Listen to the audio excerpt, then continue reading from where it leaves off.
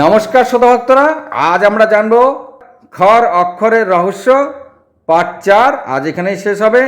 যদি কেউ অক্ষরের রহস্য শুনতে চান, অক্ষরকে বর্ণমালা কেন বলা হয় সেই সম্বন্ধে জানতে চান, আর এই জীবজগৎ কীভাবে সূক্ষ্ম থেকে সূক্ষ্ম হয়ে চলে গেলে চা চেঞ্জ হয়, তার বর্ণ চেঞ্জ হয়, আবার স্থূল থেকে স্থূল হলে তার বর্ণ চেঞ্জ হয়, সব এই অক্ষরের মধ্যেই রয়েছে। এই অক্ষরই হলো সৃষ্টির শুরু, অক্ষরই হলো সৃষ্টির ধ্বংস ও শেষ। পুরো সৃষ্টির কথা পুরো অক্ষরের মধ্যে সাজানো রয়েছে। তাই পৃথিবীতে যত রকম ভাষাই থাক, সংস্কৃত ভাষা হলো এমন একটি ভাষা যাকে দৈবিক ভাষা বলা হয়, আর এই প্রতিটি ভাষা ও তার লিপির মানেও রয়েছে। তো ভক্তরা খুব মন দিয়ে শুনবেন। আর তাই প্রতিটি অক্ষর হলো একটি মন্ত্র, যার কম্পন আলাদা আলাদা। আর সমস্ত অক্ষরের বীজ হলো ওঙ্কার, আর যার মধ্যে অর্ধচন্দ্র রয়েছে। এই অর্ধচন্দ্র সমস্ত অক্ষরের আগে, পরে, ওপরে, নিচে ব্যবহার করে পুরো সৃষ্টিকে ক্রমান্বয়ে সাজিয়ে অক্ষরকে রূপমালা তৈরি করা হয়েছে, যাকে দৈবিক বলা হয়। অর্থাৎ সংস্কৃত শব্দের বর্ণ হলো একটি মন্ত্র, যা সৃষ্টি থেকে শুরু করে পরিচালনা ও ধ্বংস করা পর্যন্ত সব কিছু রয়েছে এই অক্ষরের মধ্যে। আর ভগবান শ্রীকৃষ্ণ নিজে বলেছেন, অক্ষরে আমি অকার, কারণ অ বসিয়ে দিলে তারপর আর কোনো কিছুই থাকে না, সমাপ্ত, সমস্ত কিছু সমাপ্ত। তাই অয়ের গুরুত্ব সর্বাধিক। প্রতিটি অক্ষরের শব্দকে শাস্ত্রে 4টি করে ভাগ করেছে: পরা, পশ্যন্তি, মধ্যমা ও বৈখরি। এরপরে এই শব্দটি পূর্ণ হয়। ভক্তরা, বোঝা গেল আমাদের মুনি ঋষিরা প্রতিটি অক্ষরকে আবার 4টি ভাগে ভাগ করেছে, মানে শব্দের শুরু থেকে, মানে অক্ষরের শুরু থেকে শেষ পর্যন্ত। যেমন ক, এই ক শব্দকে 4টি ভাগ করা হয়েছে, আর প্রত্যেকটি শব্দকে এই 4টি ভাগ করেছেন আমাদের মুনি ঋষিরা। তাকে পরা, পশ্যন্তি, মধ্যমা, বৈখরি বলা হয়। আর তবেই অক্ষরটি পূর্ণ হয়। It's the letter is removed, the meaning is different. If the second letter is removed, the meaning is different. Different letters add different meanings, so each letter is compound word. ভক্তরা, অক্ষরম হরতম চেতঃ অর্থঃ ভিন্নঃ, তৃতীয় অক্ষরম অপসারিতম চেত অতঃ ভিন্ন ভিন্নঃ অক্ষর ভিরান অথনি যোজয়ন্তী অতঃ প্রত্যেকম অক্ষরম সম শশা বর্ধ ভবতি। ভক্তরা, এই স্থূলকে ভাগ করলে, মানে এই অক্ষর হলো একটি স্থূল ভাগ, আর একে 4টি ভাগে ভাগ করা হয়েছে, যার মধ্যে এই অক্ষরের সমস্ত রহস্য লুকিয়ে রয়েছে। আবার তার 4 ভাগের যে কম্পন, তার যে সূক্ষ্ম কম্পন, এই 4টি ভাগের সূক্ষ্ম কম্পন ভিন্ন ভিন্ন হয়ে থাকে। আর তার মধ্যবর্তী স্থানগুলিতেও যে কম্পন রয়েছে, তার যে কণা নিজের মতন চলে, তার কারো নিয়মে চলে না। অর্থাৎ প্রতিটি অক্ষরের মধ্যে সবচেয়ে সূক্ষ্মতম যে কম্পন আর তার যে কণা, মানে বস্তু রয়েছে, সেই বস্তু কারো নিয়মে চলে না, সে নিজের মতন চলে।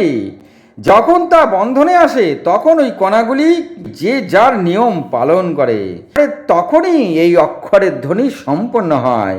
এখান থেকেই বোঝা যায়, যদি মানুষ হোক বা কোনো প্রাণী, তাকে যদি পূর্ণ স্বাধীনতা দেওয়া হয়, তবে সে তার জীবন সবচেয়ে বেশি অতিষ্ঠ করে তুলবে।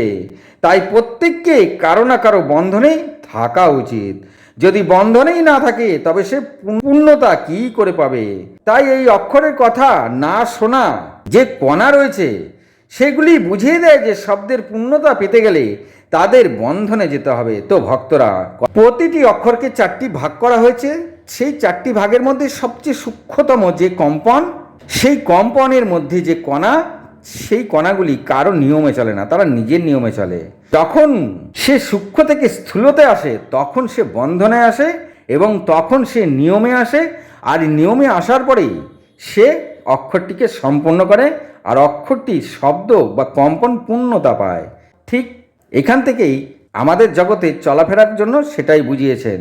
যদি কোনো প্রাণী বা মানুষকে যদি পূর্ণ স্বাধীনতা দেওয়া হয়, সে কিন্তু নিজের মতন চলাফেরা করবে, কারো নিয়মে চলাফেরা করবে না, আর এতেই সে ধ্বংস হয়ে যাবে। অর্থাৎ যে কারো বন্ধনে নেই সে একসময় সম্পূর্ণ ধ্বংস হয়ে যাবে। আর এই ধ্বংস থেকে বাঁচতে বন্ধনে যেতে হবে, এটাই অক্ষর দ্বারা আমাদেরকে বুঝিয়ে বলা হয়েছে। এবার আপনি ভাবুন, আপনি কি কারো বন্ধনে আছেন? যদি থাকেন তবে ভালো থাকবেন, জীবনে পূর্ণতা পাবে। অর্থাৎ এই জীবনের মধ্যেও বন্ধন রাখা দরকার। যদি কারো সঙ্গে কোনো বন্ধন না থাকে তবে জীবন কিন্তু পূর্ণ হয় না। এই বন্ধন থেকে যদি কেউ মুক্ত থাকতে চান, যদি নিজেকে সঠিকভাবে রাখেন, বা যে রাখে তিনিই হলেন ভগবান, আর কেহ নয়।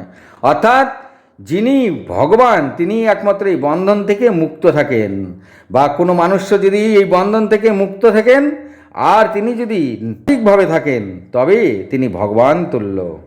ভক্তরা খুব মন দিয়ে শুনবেন, ব্রহ্মলিপি, দেবনাগরী লিপি ও সংস্কৃত লিপি, এই তিন লিপির প্রচুর মিল রয়েছে। তবে কি এরা আলাদা? না, তারা আলাদা নয়। যুগের পর যুগ গেছে, সভ্যতা সংস্কৃতি পাল্টে গেছে। আর গাছের ছাল, পশুর ছাল দিয়ে একসময় মানুষ নিজের লজ্জা ঢাকত, কিন্তু আজ সুতোর বস্ত্র দিয়ে সেই লজ্জা ঢাকে। কিন্তু ঠিক তেমনই লিপিরও পরিবর্তন হয়েছে, আর যত পরিবর্তন হয়েছে তা আরও উন্নত হয়েছে, তার অক্ষরের ব্যাখ্যাও আরও সহজ হয়েছে। যেমন পূর্বকালে ধনীরাই শুধু পাকার হাওয়া খেতে পারত, বর্তমানে ধনী গরিব সবাই বিনা খাটনিতেই পাকার হাওয়া খেতে পায়। বোঝা গেল পরিবর্তন কতটা। আগেরকারের লোকেরা লোক রেখে দিত নিজেকে সে হাওয়া খাওয়ার জন্য, কিন্তু বর্তমানকালে ধনী গরিব সবাই আমরা হাওয়া খাচ্ছি, আর তাতে কারো কোনো খাটনিও পড়ছে না। তা যুগের পরিবর্তন এটাই। ঠিক এইভাবেই মানুষের সভ্যতা, সংস্কৃতি, ভাষা দিন দিন পরিবর্তন হয়ে চলেছে। সংস্কৃতের কথা বলা, পরে তাকে লিপির আকার দেওয়া, সবই ক্রমান্বয়ে সাজিয়ে এক জায়গায় জড়ো করা হয়েছে, আর তাকেই বর্ণমালা বলা হয়। অতি সূক্ষ্ম বিচারেও এই অক্ষরকে যখন ধ্বনিত করা হয় তার কম্পন থেকে আলাদা আলাদা বর্ণ অর্থাৎ রং পাওয়া যায়। এই কারণে একে বর্ণমালা বলা হয়, বা রঙের মালা। তো ভক্তরা, অর্থাৎ এই বর্ণের মধ্যেও রং রয়েছে। আপনি যেইভাবে সেই বর্ণের শব্দ মুখ দিয়ে উচ্চারণ করবেন সেই কম্পন অনুসারে তার রং পরিবর্তন হয়ে থাকে, আর সৃষ্টির ক্রমান্বয় অনুসারে সেইভাবেই তাকে লেখা হয়েছে। তো ভক্তরা, প্রতিটি অক্ষরের লিপিতে তিনটি দণ্ড ব্যবহার করা হয়ে থাকে, একটি শিরোদণ্ড, একটি সোজাদণ্ড ও একটি বাঁকা দণ্ড, বা যাকে অর্ধচন্দ্র দণ্ড বলা হয়। এই দণ্ডগুলির মধ্যে সোজা দণ্ড সরিয়ে দিলে তাকে অর্ধ অক্ষর বলা হয়। এই অর্ধ অক্ষরের মধ্যে অন্য অক্ষর যুক্ত হলে অর্থ আলাদা হয়ে যায়। তো ভক্তরা, এমন হওয়ার অনেক বিজ্ঞান ভিত্তিক ব্যাখ্যাও করে গেছেন মুনি ঋষিরা। প্রতিটি অক্ষরের শিরোরেখা থাকে, যাকে ব্রহ্মাণ্ডের ব্যাপকতাকে বোঝায়, আর আমাদের সকলের এই ব্রহ্মাণ্ডের সঙ্গে সব সময় যুক্ত থাকবার জন্য এমনভাবে লিপি লেখন হয়েছে। শুধু তাই নয়, প্রতিটি অক্ষরে সোজা দণ্ড হলো সৃষ্টির জীব, যাকে তার সঙ্গে যুক্ত থাকবার জন্য লেখন এমন করা হয়েছে।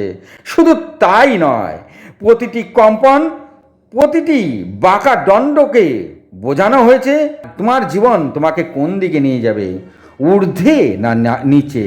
এটাই বিজ্ঞান। তো ভক্তরা, ভগবান শ্রীকৃষ্ণ বলেছেন অক্ষরে আমি অকার, কারণ অ দিয়ে প্রচুর অর্থ হয়ে থাকে। এর জন্য নয়, এই অক্ষরকে অনুত্তরও বলা হয়ে থাকে। কেন বলা হয়? কেননা ওঙ্কারের প্রথম শব্দই হলো অ, আর দ্বিতীয় হলো উ, তৃতীয় হলো ম, অর্থাৎ ঔম ওম। কিন্তু অধিক মাহাত্ম্য হলো অকারের রহস্য আসলে কি? কেন ভগবান বললেন অকার তিনি? তার কারণ কোনো কিছুর প্রথমেই অ বসালে তারপর আর কিছুই থাকে না। যেমন অভাব, ভাব অনেক রকম কিন্তু অভাব একটাই, তারপরে আর কিছু হয় না। যেমন অনিয়ম, নিয়ম অনেক কিছু হতে পারে কিন্তু অনিয়মের পর আর কিছু হয় না। এরপরে যেমন অরূপ, রূপ অনেক রকম হতে পারে কিন্তু অরূপ একটাই। যেমন এরপরে ভদ্রতা অনেক প্রকার হয়ে থাকে, কিন্তু অ বসিয়ে দিলে অভদ্র হয়ে যায়। আর অভদ্রের পরে আর কোনো কিছুই হয় না। ঠিক এই কারণেই ভগবান শ্রীকৃষ্ণ বলেছেন অক্ষরে আমি অকার, অর্থাৎ তারপরে আর কিছুই নাই। হরে কৃষ্ণ। এই অক্ষর রহস্য সম্পূর্ণ শেষ করলাম। যদি কারো কোনো প্রশ্ন থাকে তবে অবশ্যই করবেন, যদি শুনে থাকেন তবে প্রশ্ন করবেন, না শুনলে আর প্রশ্ন আসবেই না। হরে কৃষ্ণ। ভালো থাকুন। নমস্কার।